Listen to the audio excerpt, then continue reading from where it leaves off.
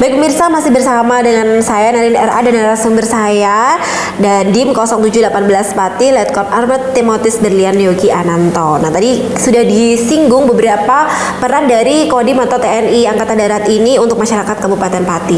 Meskipun demikian, ternyata perannya bukan berhenti di sana, tapi masih banyak lagi peran dan bantuan yang diberikan oleh Kodim kepada masyarakat Kabupaten Pati. Salah satunya di bidang pendidikan. Nah Pak, di bidang pendidikan ini sendiri bantuan yang sudah diberikan oleh Kodim Pati kepada masyarakat apa Pak? Baik, untuk di bidang pendidikan kita dapat kemarin beberapa waktu, saya cerita dulu Mbak ya. Iya boleh. Jadi beberapa waktu yang lalu kita dapat semacam perintah dari atasan saya, dari Kodam, bahwa kita akan dilibatkan kegiatan revitalisasi SMK. Kebetulan di Pati ini kita dapat 3 titik untuk SMK yang mungkin membutuhkan bantuan untuk pengembangan pendidikannya mereka. Jadi kebetulan tadi saya sudah survei ke salah satunya, yaitu SMK di daerah Margoyoso. Itu betul-betul sangat luar biasa. Karena kenapa? Saat SMK dengan jumlah siswa kurang lebih 2.000 orang, dia masih kekurangan kelas. Akhirnya dari Kementerian Pendidikan berkoordinasi dengan Angkatan Darat untuk membantu dalam pengawasan pembuatan revitalisasi sekolah tersebut. Karena kenapa? Karena anggaran tersebut nanti akan turun langsung ke SMK. Memang ini perlu pengawasan betul. Jadi kita dari Kodim sama dari Sibang itu memang kita bertugas untuk mengawasi pembangunannya. Walaupun pembangunannya istilahnya anggaran itu diberikan oleh Kementerian Pendidikan langsung ke sekolah, kan tidak ada pengawasan tuh. Karena memang karena saking banyaknya sekolahnya yang dibangun sehingga pengawasannya sangat kurang. Nah, kemudian dari Angkatan Darat memerintahkan kepada kami, ke masing-masing Kodim yang ada sekolah yang rehabilitasi itu untuk melaksanakan pengawasan di situ. Anggota kita terlibat situ untuk pengawasan. Jangan sampai nanti ada hal-hal yang diselewengkan. Contohnya mungkin ada bangunannya harusnya speknya seperti ini, nanti ada yang dikurangin dan segala sesuatu. Sebenarnya seperti itu. Karena harapannya kenapa? Harapannya pada saat ke depan nanti bangunan itu sudah dibangun selesai, harapannya bisa bertahan lama, kemudian tidak perlu banyak rehab, kemudian bisa bermanfaat buat adik-adik kita.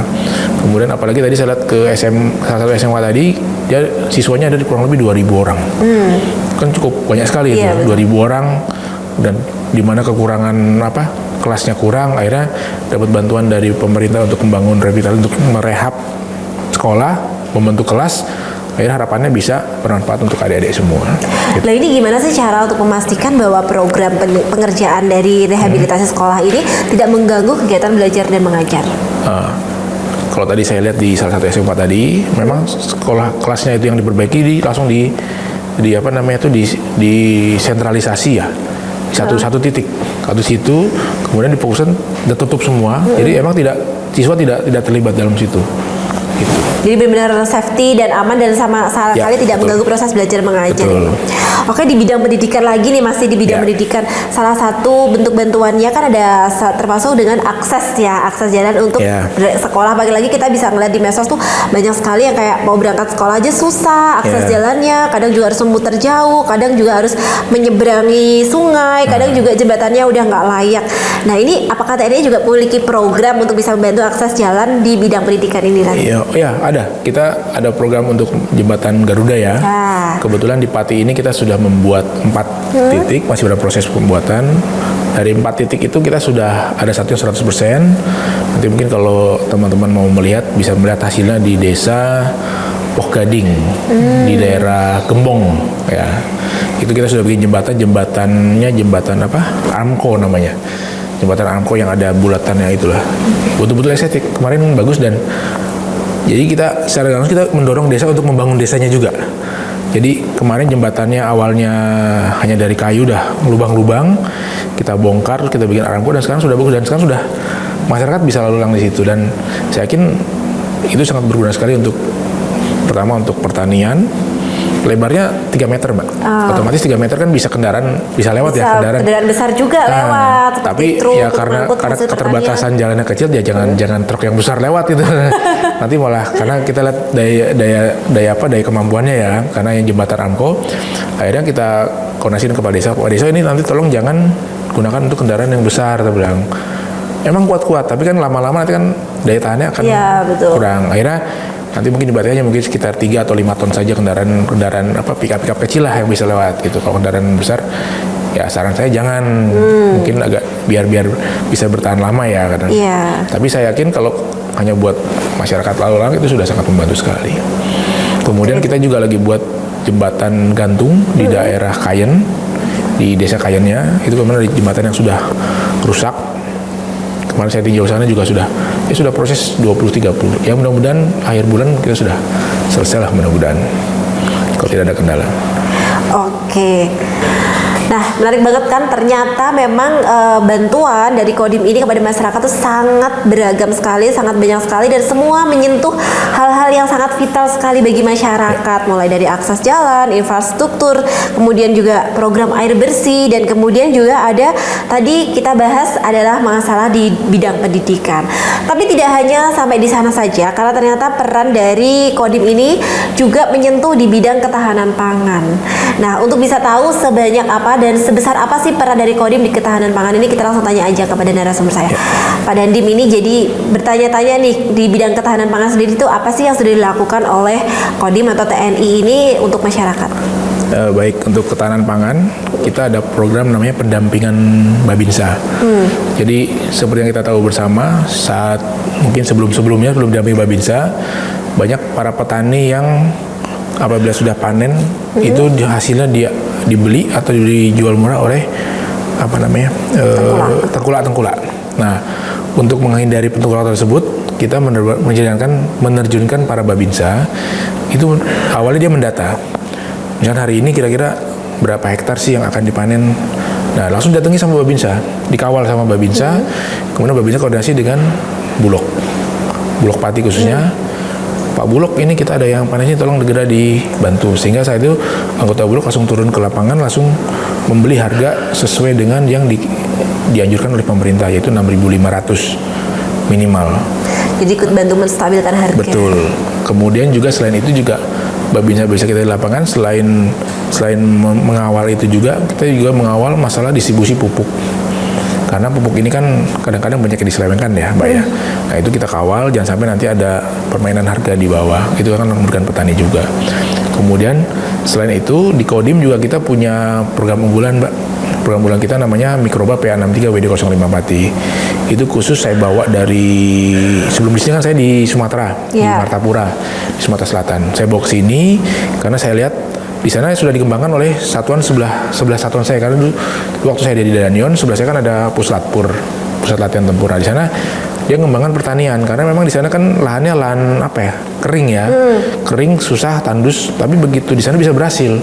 Kemudian saya belajar di sana, kemudian begitu saya dapat penempatan di Kodim Pati, saya langsung minta izin sama dan pusatnya waktu itu, Pak Dani Raksa, Brigjen Dani Raksa. Pak Dani, ini kan saya jadi Dandim di Pati, di mana Pati itu banyak fokus untuk masalah pertanian.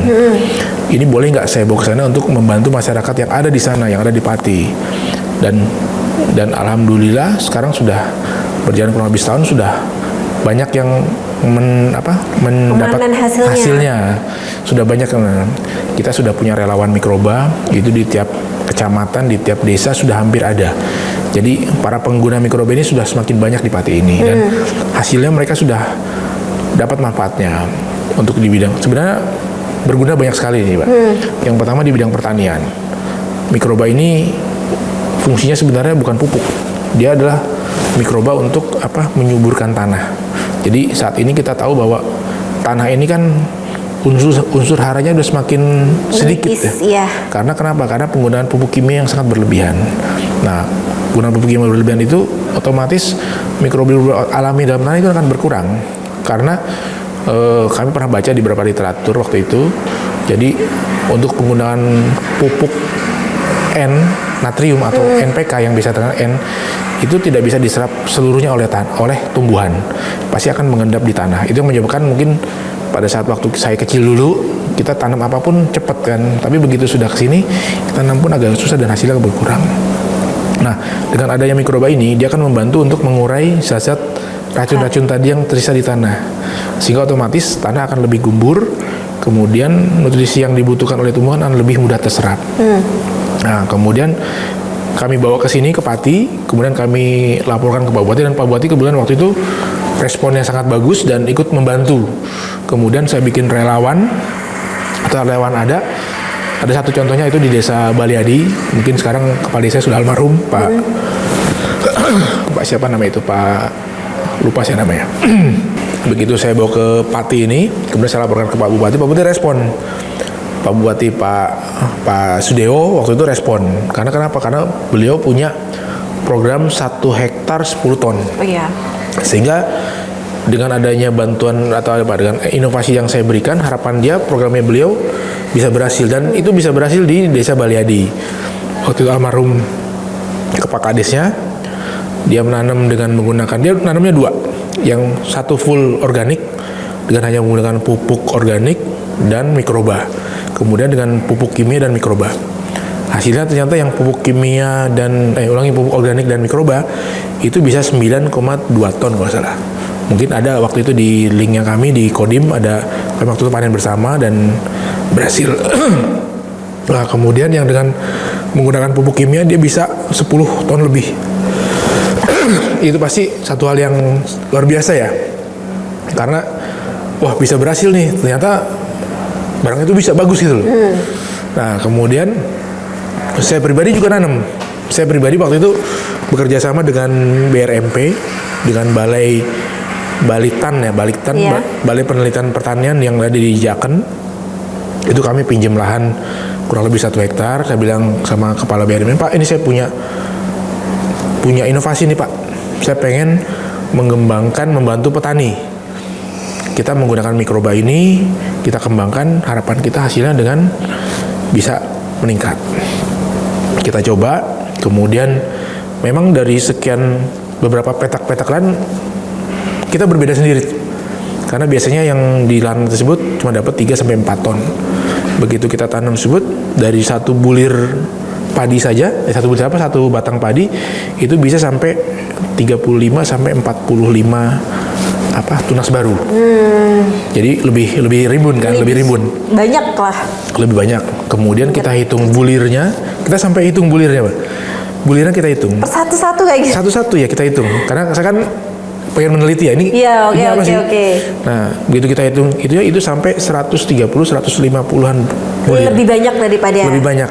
Nah, kemudian otomatis dari satu itu lebih banyak, otomatis hasil akan lebih banyak. Kemudian yang lebih menguntungkan lagi yaitu kita membuatnya itu kita bikin sendiri. Kita berikan biang, kemudian bahan-bahan untuk membuatnya kita bisa dapatkan di sekeliling kita. Hanya kita butuhkan gula aren, kemudian daun kelor, kacang hijau, dan pisang.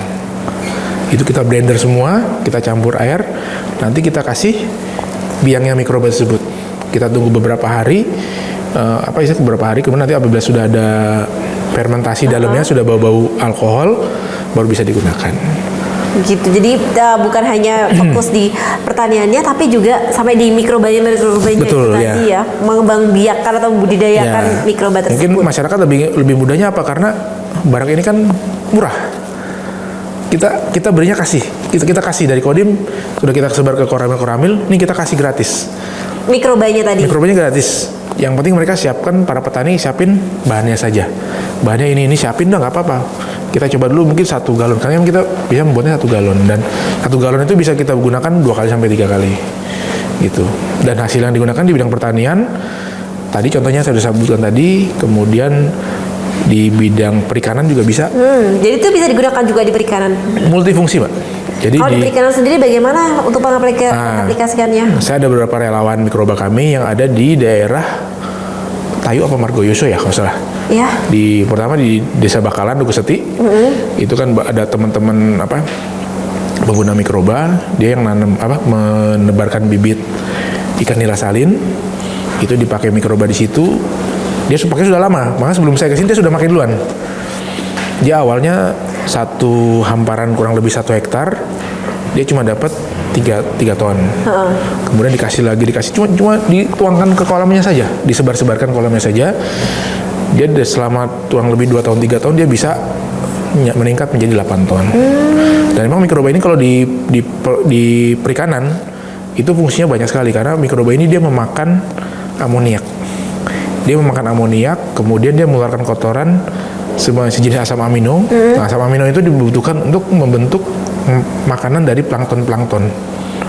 Sehingga otomatis planktonnya akan lebih banyak dan makanan alami ikannya akan lebih banyak. Kemudian operasional 1 kilo ikan nila awalnya namanya Pak siapa kemarin tuh di sana operasional ikan 1 kilo ikan nila itu biasanya dia sampai 13.000 14.000 untuk operasional ya ikan pakan itu biasa dia tekan sampai hanya 11.000.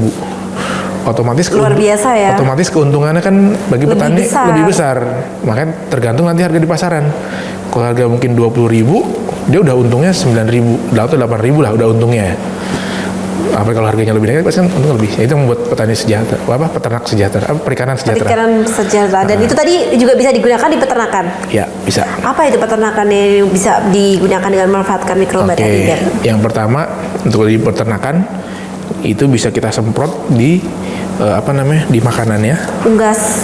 Di kambing ya, kita kemarin pakai kambing dan sapi ya. Jadi di sapinya kita semprotkan, terus kita berikan di minumnya dia. Otomatis nanti dia akan lebih sehat karena mikroba itu begitu masuk ke tubuh, dimakan oleh itu itu pasti akan membuatnya lebih sehat. Dan beberapa kali saya pun minum juga. Itu buat kita pun sehat. Jadi buat manusia juga bisa. Aman ya dari ya. Luar biasa sekali. Satu lagi, jadi peran mikroba ini bukan hanya buat pertanian, perikanan, tapi juga buat limbah. Limbah? Ya, limbah. Sampah ya? Sampah, betul. Jadi kemarin kita sempat itu tinggal kita semprotkan saja. Kemudian ini kita sedang melaksanakan proyek mungkin Mbak tahu Dua Putra. Iya, betul. Kemarin kebakaran ya, udah kebakaran terus kan masih ada barang-barang di dalam sisa-sisa yang itu. Kan baunya menyengat ya. Kemudian kemarin pimpinan Dua Putra ngadep kami minta bantuan untuk menghilangkan bau tersebut dan sekarang sudah hampir hilang. Istilah dari awal sudah dengan menyemprotkan mikroba itu tadi. Betul. Jadi kan perlu treatment tertentu ya. Jadi tidak sekali. Harus rutin, harus semprot lagi, siram lagi dan kita menggunakan itu hanya mikroba saja. Mikroba kita buat, kita masukin ke tangki. Nah, tangki itu buat siram. Dia pasti akan karena kan dia fungsinya untuk makan itu lagi. Makan apa? Makan amoniak. Makan bau-bau nggak enak. Nah, itu dimakan akhirnya sekarang mungkin dari masyarakat sekitar Dua Putra mungkin kemarin sempat ngeluh ya karena mungkin ada bau, kemudian sekarang sudah berkurang sekali. Itu kan ternyata mikroba ini digunakan di berbagai macam macam sektor, bahkan bisa untuk sampah juga. Itu ternaknya di mana ya? Kalau di Pati? Ternaknya, maksudnya ternak apa nih, Pak? Ternak mikrobanya. Kita di Koramil kami sudah ada.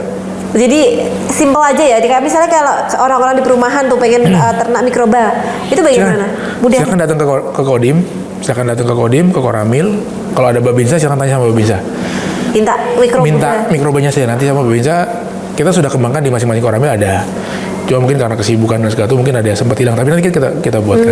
Gitu. Jadi masyarakat kalau misalnya pengen atau membutuhkan mikroba ini tertarik sekali untuk mengembangkan hasil pertaniannya atau hasil pertaniannya atau untuk mengurai bau-bau sampah di rumahnya yang bau. Nah, itu mungkin bisa datang ke Kodim ya. Kan diterima dengan baik. Kemarin sempat kita bikin praktek ya di daerah Margoyososi ini ada peternakan kambing. Itu mohon maaf kotorannya kan masih seger ya, masih bau ya. Nah, begitu kita masukkan ember, kita kasih mikroba. Itu mungkin nggak ada 1 menit langsung hilang baunya. Wah, baunya langsung hilang. Nah, kemudian cocok buat para peternak ini. Terus biasanya kan kita kalau pakai kotoran kita gunakan ke pohon biasanya kan panas ya. Iya. Panas langsung pohonnya mati ya. Nah, kemarin sama relawan kami kita coba masukkan ke tanaman kopi atau mangga waktu itu ya. Begitu dimasukkan, udah kita tunggu aja. Oh, nanti mati nih. Ya udah kalau mati nanti kamu naktir saya. Bener, kita sempat taruhan bercanda lah waktu itu. Ternyata begitu 3 hari 4 hari bukan mati, malah pucuknya tambah banyak. Jadi malah makin tambah subur. Nah, kemudian kalau di Pati itu awal-awal saya nyebar ini, mungkin Mbak tahu pohon beringin yang paling kecil di alun-alun sebelah mana? Di sebelah kanan ya, sebelah sini. Depan pendopo persis kan? Iya. Itu kan paling kecil ya. Kenapa? Karena kita lihat warna daunnya kan agak-agak kuning. Ya agak-agak. Dibandingin sama yang lain. Agak-agak berindil gitu lah. Ya agak kuning ya. Nah begitu kita coba praktek, begitu saya laporan ke Pak Bupati waktu itu, Udah kita coba praktek, ya, kita siram itu semua. Kebetulan waktu itu pas demo tanggal 13 kan saya ngapam di sana kan.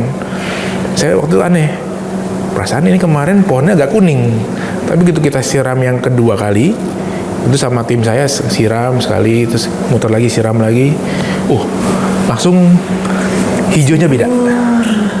Memang awalnya dia apabila pohon itu kena mikroba, semua jenis pohon apabila kena mikroba itu awalnya dia kan banyak yang kuning-kuningnya.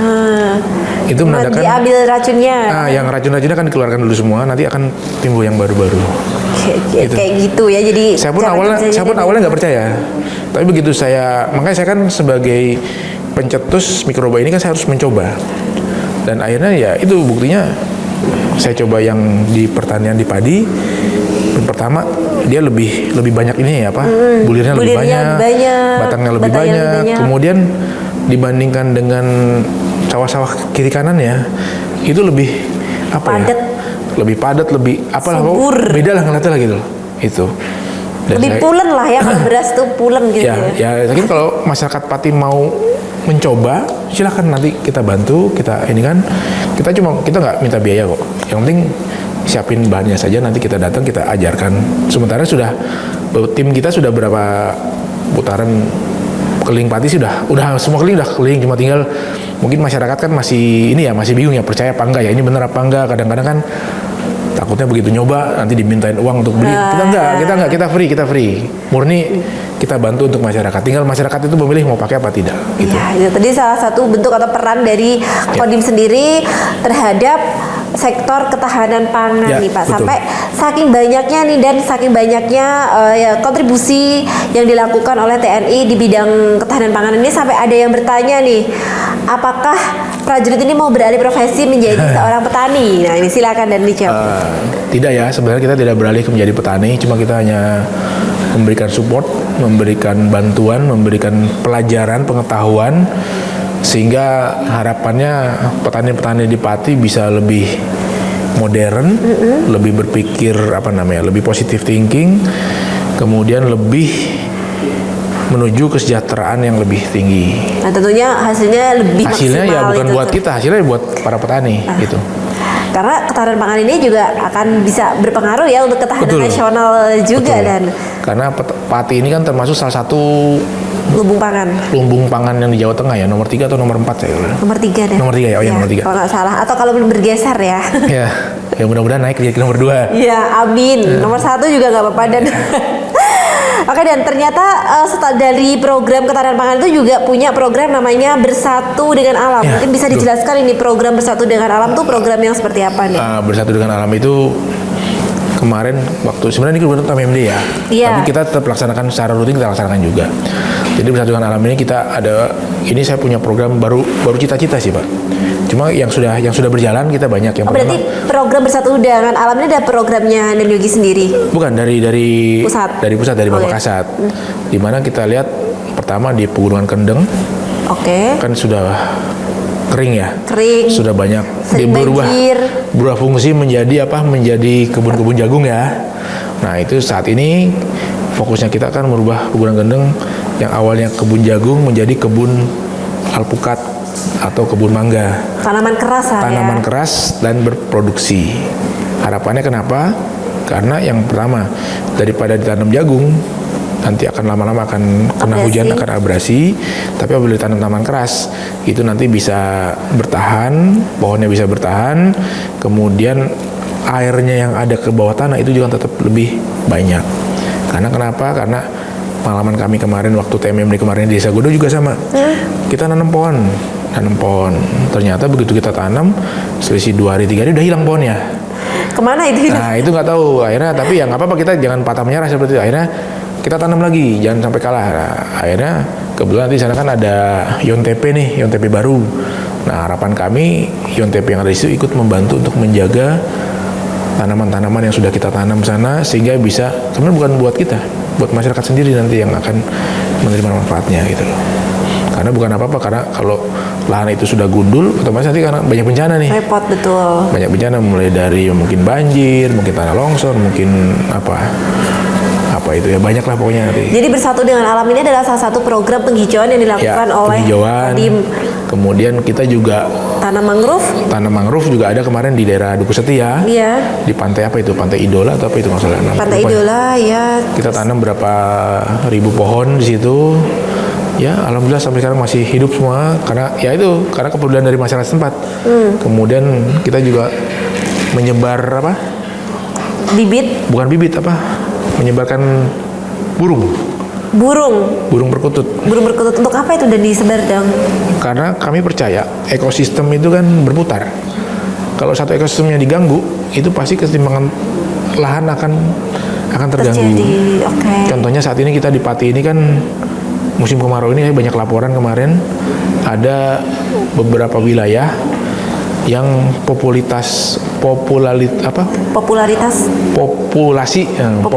tikus, hama tikus di suatu wilayah tinggi. Itu berlebihan. Karena kenapa? Karena ada satu ekosistem yang diganggu, terutama predator-predatornya. Burung hantu, kemudian apa? Ular, biawak. Ular ini ngeri dan ular, biawak itu sudah jarang kita temukan. Iya. Saya baru ada wacana mau sama Pak Bupati. Pak Bupati coba kita kan banyak tikus nih. Iya, bahkan di jalan-jalan kalau tikus ini bukan hanya di sawah. Coba kalau kita sebar biawak atau mungkin ular-ular yang aman ya, jangan ular kobra atau ular yang aman aja, ular-ular yang makannya itu kan kayaknya lebih ini ya. Cuma kadang-kadang kan nanti masyarakat takut dan segala sesuatu. Sebenarnya ya mungkin perlu pendidikan pemahaman ke masyarakat bahwa pemeliharaan itu apabila suatu terganggu kan kita juga akan menerima ini juga gitu loh. Gitu. Oke, nah gimana sih agar cara setelah bantuan yang sedemikian banyak ini tidak hanya terhenti di dalam prosesi pemberian bantuan aja, tapi juga ada kelanjutan atau kesinambungannya sendiri itu seperti apa dan? Ya kita pasti setelah kita bantu masyarakat kita tetap mengontrol ya Mbak ya. Jangan sampai nanti begitu kita cuma memberikan bantuan, kita memberikan pemahaman berhenti seperti itu aja. Ya, harapan kami sih bantuan-bantuan yang kita berikan itu memberikan masyarakat pemahaman. Pemahamannya apa? Oh, kita sudah dibantu sama TNI nih, dibantu oleh pemerintah nih. Harapan barang itu harus kita jaga, kita rawat sehingga ya nanti yang menikmati bukan hanya kita saja, tapi nanti bisa anak-anak kita bisa menikmati. Jadi apalagi yang berhubungan dengan alam, karena berhubungan dengan alam apabila alam diganggu, seperti saya bilang tadi ekosistem diganggu, pasti kan kerugiannya kan bukan hanya kita, tapi nanti bisa penerus-penerus kita nanti akan merasa kerugian. Oke. Itu sih. Oke dan ada satu lagi juga masalah mengenai masyarakat kita itu biasanya kalau sudah dibantu itu menjadi ketergantungan. Nah padahal kan tujuannya adalah untuk kemandirian. Nah bagaimana sendiri dari TNI ini sendiri agar masyarakat ini tidak ketergantungan tapi justru bisa terbangun sebuah kemandirian di masyarakat itu sendiri. Oke, untuk kemandirian masyarakat memang ini agak sulit Mbak ya. Karena kenapa? Ya makanya saya selalu berikan stimulus. Stimulus itu apa istilahnya? Jadi hanya memberikan pecut lah. Ini loh kita kasih ini, bisa nggak ini? Maka saya fokuskan dengan program unggulan saya tadi, mikroba. Kita kasih satu, kita ajarin cara membuatnya, kita awasi. Gimana Pak hasilnya? Sudah ada kelihatan belum hasilnya? Sudah dan hasilnya meningkat. Bagus nggak? Bagus, oke. Dipakai lagi ya? Iya dipakai lagi. Nah itu salah satu contoh kecil ya di pertanian. Kemudian bidang perikanan juga sama, Pak. Kita pakai ini berani nggak? Aduh, Pak Dan nanti begini nih. Oke, nanti kalau saya berani jamin beberapa teman saya di daerah Duku Seti, pada saat kita kasih mikroba, nanti hasilnya saya yang beli. Jadi dipancing lah ya, dimotivasi. Betul. Seperti Jadi itu. Jadi kalau nanti dia rugi kita tetap bayar sebagai harga seperti itu. Walaupun kenyataan di lapangan nanti kan dia pasti memberi harga yang paling tinggi kan. Kira-kira berapa harganya? Wah kalau Padahal harga sekian, tapi harga yang lain berapa sih yang lebih tinggi kan? Sebenarnya cuma stimulus saja, Jadi jangan sampai begitu dia sudah pakai mikroba ini hasilnya bagus, ya silakan dinikmati saja. Saya tidak akan menikmatinya, tidak. Yang menikmati bukan saya, yang menikmati adalah Bapak sendiri atau masyarakat sendiri yang menikmati. Tadi. Jadi bukan hanya memberikan bantuan, tapi juga diberi pendampingan dan juga kemudian diberi motivasi biar nggak terhenti di satu program aja. Nah itu tadi ternyata banyak sekali ya peran dan kontribusi dari TNI ini untuk masyarakat khususnya di Kabupaten Pati. Nah ini sebelum kita akhirin dan mungkin ada closing statement dari komandan kepada masyarakat Pati agar program-program ini tuh bisa terus berkelanjutan. Silakan Dan.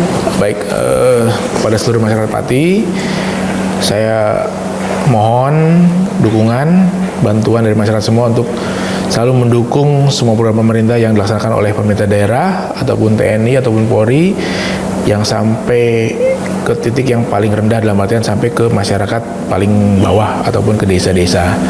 Saya minta dukungannya, dan juga mohon apabila sudah ada program-program yang sudah sampai, dipantau, kemudian diawasi, kemudian dijaga. Karena bukan apa-apa, karena itu bukan untuk kita, tapi untuk keberlangsungan kita semua. Jangan sampai nanti program-program tersebut berhenti tengah jalan, kemudian terjadi hal-hal yang tidak diinginkan. Harapan kami, setiap program tersebut selalu bermanfaat bagi masyarakat semua. Itu aja, Mbak. Baik, terima kasih atas kehadiran dan penjelasannya. Semoga bisa bermanfaat untuk seluruh masyarakat Kabupaten Pati. Nah, dari dialog tadi kita bisa mengetahui bahwa ternyata kehadiran TNI di tengah masyarakat bukan sekedar untuk membangun jalan, jembatan, sekolah, menyediakan air bersih, ataupun melakukan penghijauan. Lebih dari itu, ada semangat untuk membangun kemandirian, memperkuat ketahanan masyarakat, dan menghadirkan solusi untuk kebutuhan warga. Semoga sinergi antara Kodim 0718 Pati dengan masyarakat terus terjalin untuk membawa Kabupaten Pati menjadi semakin maju dan mandiri.